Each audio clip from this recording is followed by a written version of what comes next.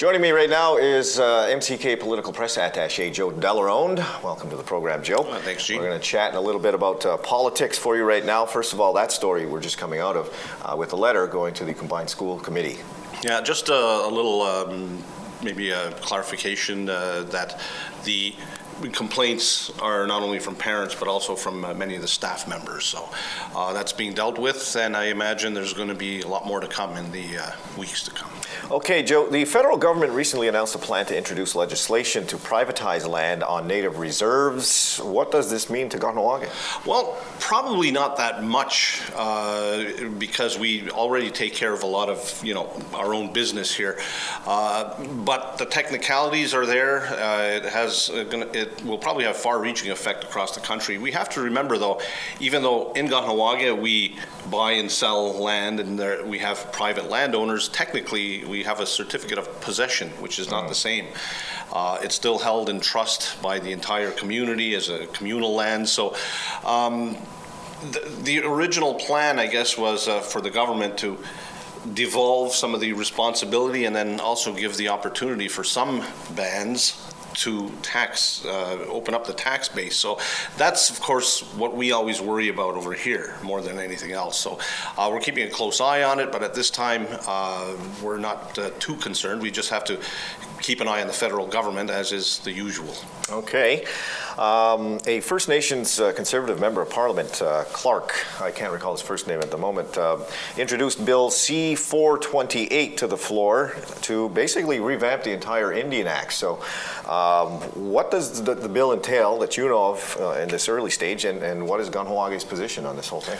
Well, again, a revamp, and if you know anything about the Indian Act, 3/4 of it is about land. So these two pieces here that we're talking about kind of go hand in hand, even though they're not related. We have to remember it's a private member's bill, which means it's not the party who's doing it. Our concerns at this point are that if it starts to go forward, it doesn't have the same amount of consultation.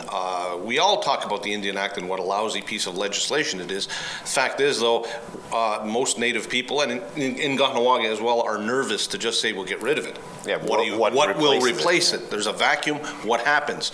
So that's the main concern, and the fact that, again, private members bill, will it kind of slip in through the back door? If you remember a few years ago, about a dozen years ago, the First Nations Governance Act was proposed by the government at the time.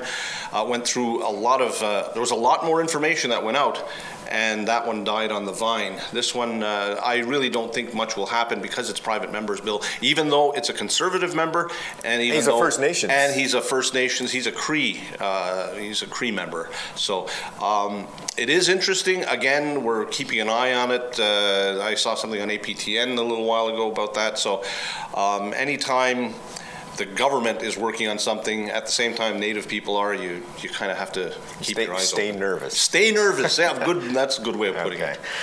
Finally, Joe, you sit on the Legislative Coordinating Commission. The Justice Act first draft has been presented, is actually in a 60-day consultation right now. So what's happening there? First of all, I remind everybody, you the people, take a look at the website, KahnawàMakingDecisions.com. Look for the draft of the Justice Act. It's up there. There are going to be meetings coming up after today. As soon as we're done here, actually, taping this, we'll be going off to a meeting, and we'll set up the dates and announce them very shortly. So keep an eye out. Once that happens, the dates are announced, it goes to consultation, and that's those groups that we have, the community decision-making process, where people will take a look at the law and then say, are we happy with what's being presented, or do we look at further changes?